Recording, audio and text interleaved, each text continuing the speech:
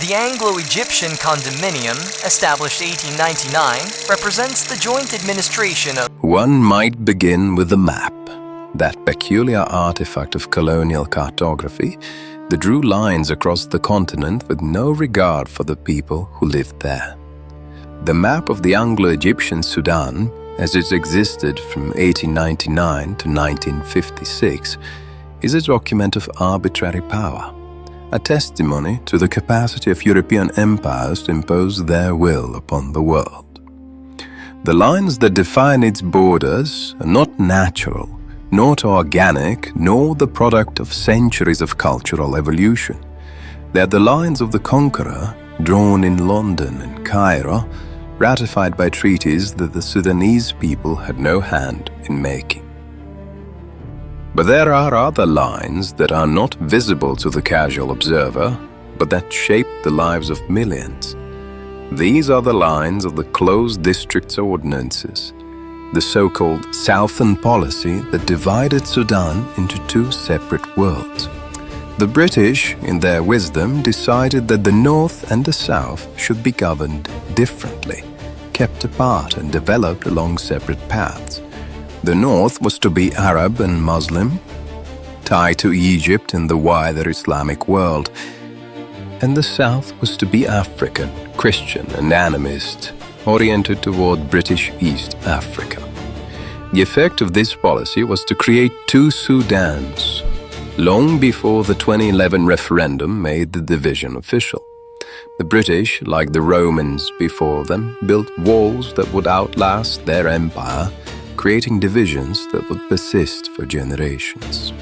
The closed districts ordinances were acts of architectural forgetting, attempts to erase the historical connections between North and South, and to create a tabula rasa upon which the British could inscribe their own vision of order.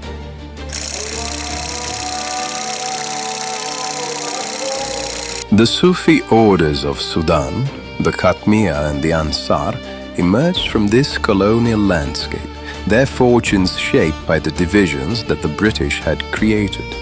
The Khatmiyya, founded by Muhammad Uthman al-Mirghani al-Khatin in the early 19th century, had its roots in the Hijaz and spread through Sudan, Egypt and beyond. It was a Sufi order in the classical tradition, emphasizing the path of the heart, cultivation of inner piety. The Ansar, by contrast, emerged from the Mahdist Revolution of the 1880s, a movement that combined religious fervor with political ambition. Muhammad Ahmad, who claimed to be the Mahdi, led a successful rebellion against the Turco-Egyptian rule, creating a state that stretched from the Red Sea to Central Africa. The Mahdist state was, in many ways, a fulfillment of the Sufi dream, a society governed by Islamic principles, a community of believers united under the banner of faith. And yet, the Mahdist state also contained the seeds of its own destruction. Its insistence on strict orthodoxy, persecution of dissent, and reliance on military force, all of this alienated potential supporters and created enemies where there might have been allies. The Mahdi's death in 1885, just months after the capture of Khartoum, left a vacuum that his successor, the Khalifa Abdullahi, was unable to fill. The Anglo-Egyptian reconquest of Sudan in 1899 brought an end to the Mahdist state and inaugurated a new era of colonial rule. And al-Mirghani says unity with Egypt, unity of the Nile Valley. He says... Al-Mahdi says Sudan for the Sudanese. He says, and I say... You say nothing, Habibi. You say nothing. You are a farmer. You say what the Sayyid tells you to say. I say what the land tells me to say. I say what the river... The river does not vote. The Sayyid votes. Go home. The rivalry between the Khatmiyya and the Ansar is in many ways a mirror of the colonial divisions that shaped Sudan. The Khatmiyya, under the leadership of Sayyid Ali al-Mirghani, aligned itself with the British and advocated for unity with Egypt under the Unity of the Nile Valley slogan. The Ansar, under the leadership of Sayyid Abd al-Rahman al-Mahdi, the posthumous son of the Mahdi, aligned itself with the British as well, but advocated for Sudan for the Sudanese, full independence from both Britain and Egypt. The Two Sudans, as they were known, dominated Sudanese politics for much of the 20th century. Their rivalry shaped the nationalist movement, the struggle for independence, and the post-colonial political order. The Khatmiyya supported the National Unionist Party, which later became the Democratic Unionist Party. The Ansar supported the Ummah Party. These two parties, representing the two great Sufi orders, dominated Sudanese politics until the military coup of 1989. The mystics became politicians, and the politicians became mystics, their faith serving as a mask for their ambition. They named this place after the man my grandfather's grandfather killed. They named it after the head on the bite. The British, like all colonial powers, understood the importance of education in shaping the minds of the colonized. The Gordon Memorial College, established by Kitchener in Khartoum, was intended to train a new generation of Sudanese who would be loyal to the British and serve as intermediaries between the colonial administration and the Sudanese people. The college was named after General Charles Gordon, the British hero who had died at the hands of the Mahdist forces in 1885, a fact that must have struck the Sudanese students who attended it as deeply ironic.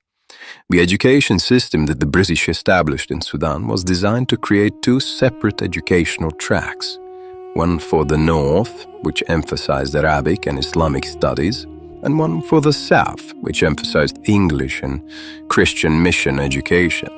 The Southern policy, which had divided the country politically and administratively, also divided it educationally. Southern students learned in English, studied European history, and were taught by missionaries, while Northern students learned in Arabic, studied Islamic history, and were taught by government teachers. The effect of this educational division was to create two separate intellectual worlds, two separate ways of understanding the past, and thus two separate visions of the future. The South was oriented toward East Africa and the English-speaking world, while the North toward Egypt and the Arabic-speaking world. The Two Sudans, which had been arbitrarily united by colonial cartography, were systematically divided by colonial education. Corps had mutinied. I repeat, the Southern Corps had mutinied at Tori, at Yei, at Mariri. The Northern officers have been... You're asking all civilians to remain in their homes. You're asking God protect. The shadow of colonial division hangs over Sudan to this day. The 2011 secession of South Sudan was not the end of the conflict, but the beginning of a new phase with new challenges and new divisions. The Comprehensive Peace Agreement of 2005, which ended the Second Civil War, was a remarkable achievement, but it did not address the underlying issues that had caused the conflict in the first place.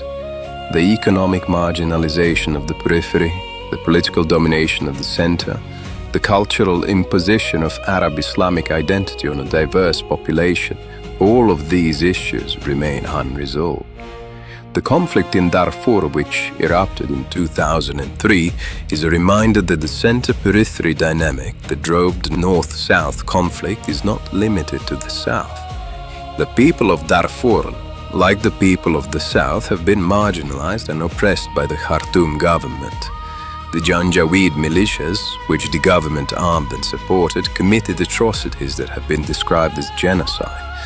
The International Criminal Court issued an arrest warrant for President Omar al-Bashir, who responded by expelling international aid organizations and defying the international community. My cousin in El Fasher, he says the villages are burning. He says, Shh. Drink your tea. Do not speak of this. But the children in bed. The tea is sweet. The tea is very sweet. The way they make it in the north, with too much sugar to cover the taste of the dust. The architecture of memory in Sudan is a landscape of ruins. The Mahdist tomb in Omdurman, which was destroyed by Kitchener's forces in 1898, was rebuilt by the British as a monument to Gordon.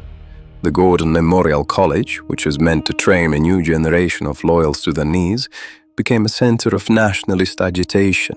The mission schools in the south, which were meant to create a separate Christian identity, produced leaders of the independence movement.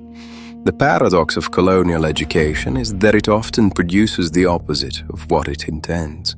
The students who were trained to be loyal to the British became the leaders of the independence movement. The missionaries who sought to convert the Southern Sudanese to Christianity created a sense of identity that fueled the struggle for autonomy. The British, in their attempt to control the future, unwittingly created the conditions for their own departure.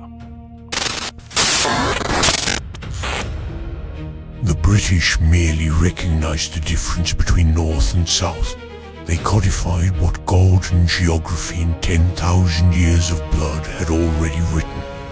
The Khatmiyya in the river clay, the Ansar in the desert wind, the Dinka in the southern rain, each in their place, each in their nature. The British knew, for once in their fumbling, gin-soaked missionary-riddled way, the British knew. You want to know the truth? What did the Sudanese do with independence? They squandered it.